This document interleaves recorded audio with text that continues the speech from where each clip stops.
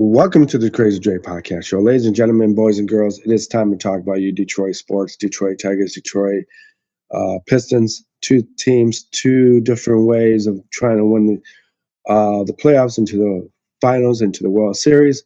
I'll take the first bit. We're going to have to talk about the Detroit Tigers. I think that this contract that we signed in free agency was Valdez.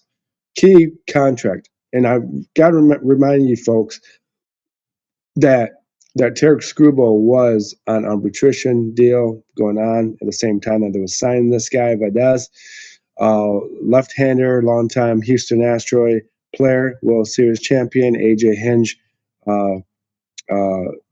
pitcher. His manager was AJ Hinge. I don't know why I can't put words together. But look, folks, this is probably a good deal for Detroit. 3 years, $115 million.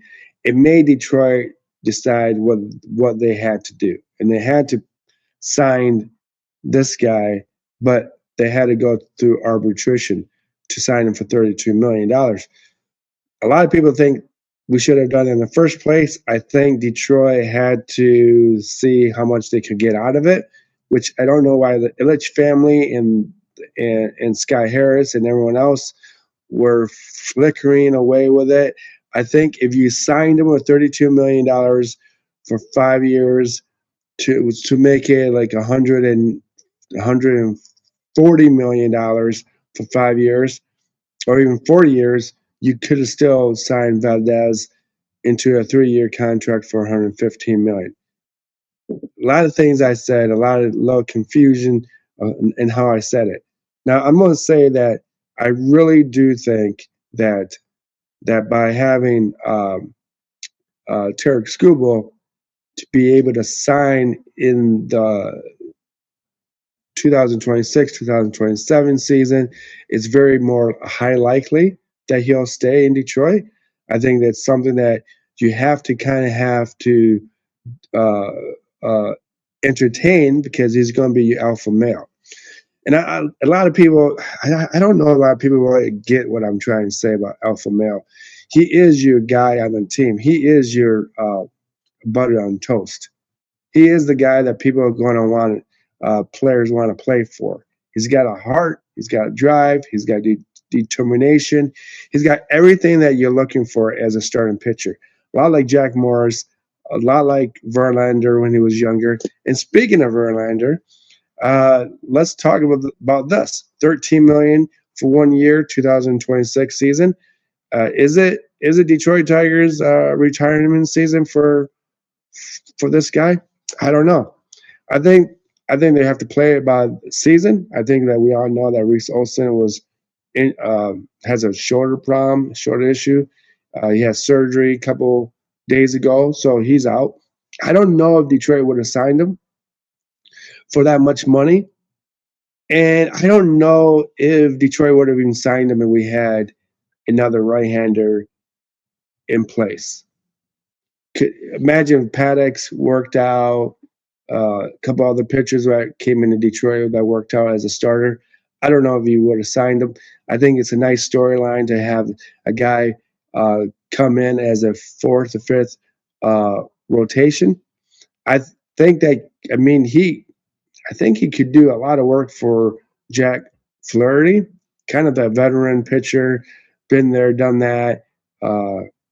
Could talk to him about confidence. I think that's what I would like to have Verlander come in Detroit for, not for his going through 6-7 innings and pitching very well every single time he's out. If he has 1 out of 3 great outings in Detroit, and then 2 out of the 3 are, he gives up a couple runs, it's expected. I mean, and what I mean by a couple runs, I'm not talking about 2 or 3 runs. I'm expecting him to give up, maybe 4 runs at least in those games. You can call me Ron or whatever you want to call me, but I think for him to be there, it'll create a stability for the rest of the guys. Casey Mize would take great advantage of the situation. And I think even having to be playing next to Valdez again is going to create familiarity within the team, within that pitching staff. So it's going to be really going to be boiled down to having Jack Fleury pick up the pace, pick up momentum, pick up confidence. And I think it's very important to understand that Jack needs to kind of be part of this group that can win a championship in Detroit. So I do think that it could happen. I just think it should happen. And I think that every Detroit Tiger fan wanted Verlander to come home. I think that we're always going to question the idea of what games he's going to be pitching on the rotation. Is it going to be one of those ideal moments where Tarek Skubal is going to be pitching against a very bad team, and you just throw Verlander in there for a couple of innings to protect the bullpen? Or is he going to be that guy on that rotation where he's going to be able to throw for at least 5 innings? He's going to at least throw 5 innings. And Jack Fleury should be pitching at least for 6-7 innings. Tarek Skubal, he's going to go for it all no matter what. I think what the next thing that we got to talk about is these two yahoos. Now, Detroit Pistons, the best record in the NBA in the East. Great team.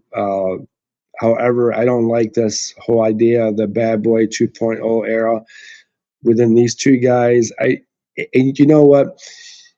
And he's different than Rodman, and he's different than Ben Wallace. Now, I'm going to explain to you the difference. Rodman was hyperactive, very high intelligent NBA IQ, specialized in rebounds, everything that you need on the defense. And you got to remember, the Detroit Pistons bad boys wasn't really about Rodman. It was really more about Rick Mahorn, Bill Laimbeer, Isaiah Thomas, creating a lot of the ruckus. Okay, and that's something that's different that you're not seeing with this team, the Detroit Pistons now. You got a lot of fundamentally rounded players like Cade Cunningham. You have Jalen Duran, who's very well by the post, by the center position, rebounding, passing, everything that you need. Tobias Harris is the veteran of the group who molds the guys together. And you know what? If he takes over the game a little bit, he does. That's what Tobias Harris does, Uncle Harris. And then I compare this to Ben Wallace. Isaiah Stewart is not like Ben Wallace. Ben Wallace is much stronger muscle mass.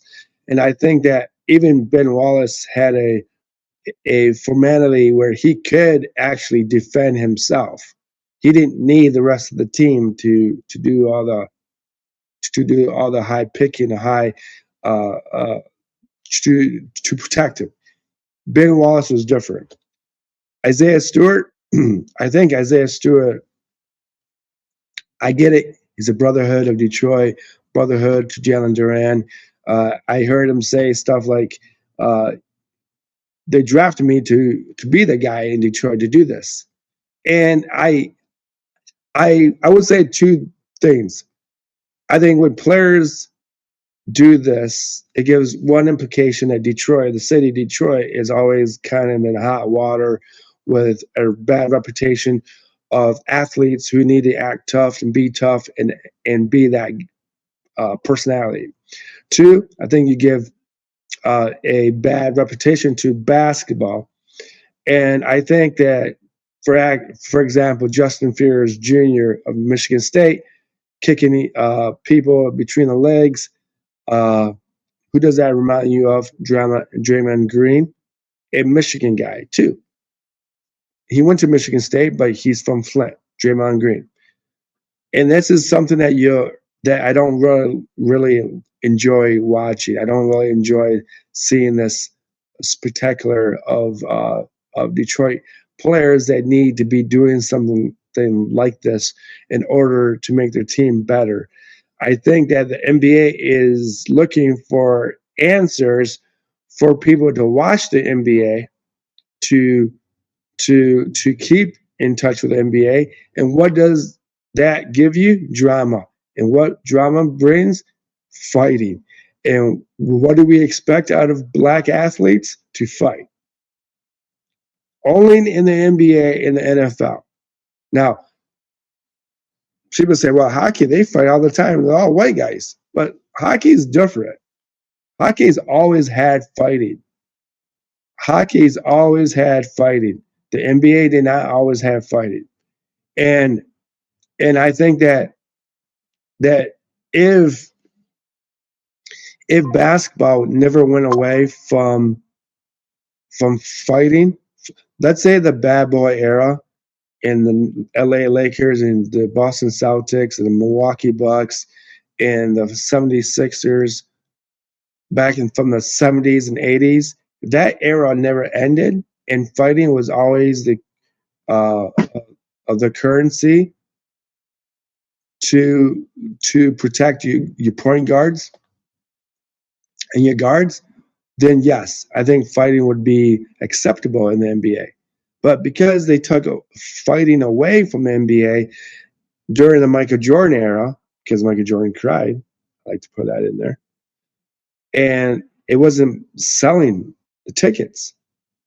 And now that the NBA is kind of weak, and you got Luka Doncic out for a couple more games. You got LeBron James crying about he put so much effort on a game that he lost, and he had no Luka Doncic in there. I mean, get over it.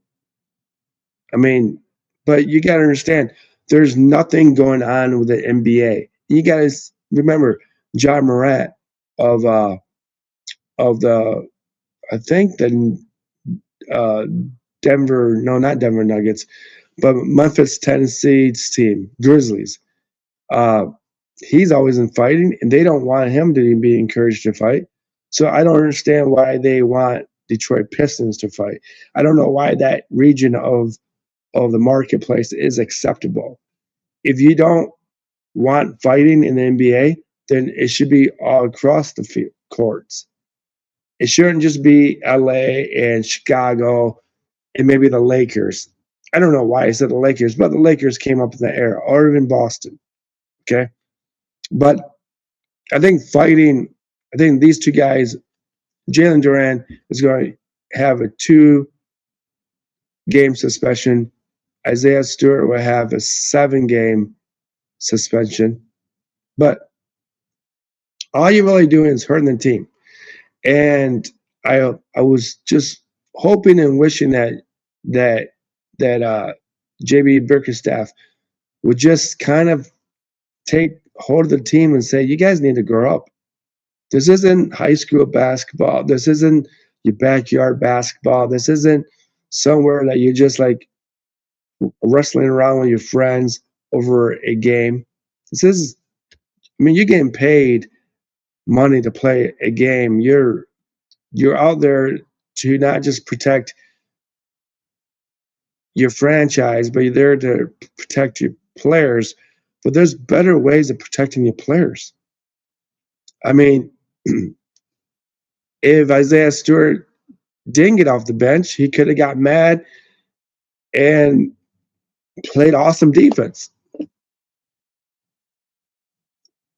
Look, he could have played better defense knowing that Jalen Duran would be suspended or ejected from that game. He could have came off the bench, but you know what? Paul Reed had to do that for you. So thank God we have guys like Paul Reed, right? Capiche? But I just don't get it. I just don't get why the NBA is just doing this. It just blows me out. I don't get it. It's just dumb.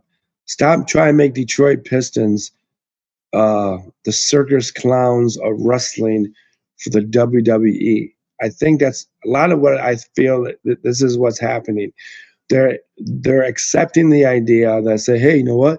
The Pistons are a smart market team. Let's make them the villains of all basketball. Why can't it be LeBron James?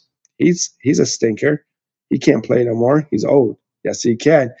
I'm just joking with you that LeBron can't play. I'm just playing. But look, folks, I just think there's better ways to use your energy and you know what?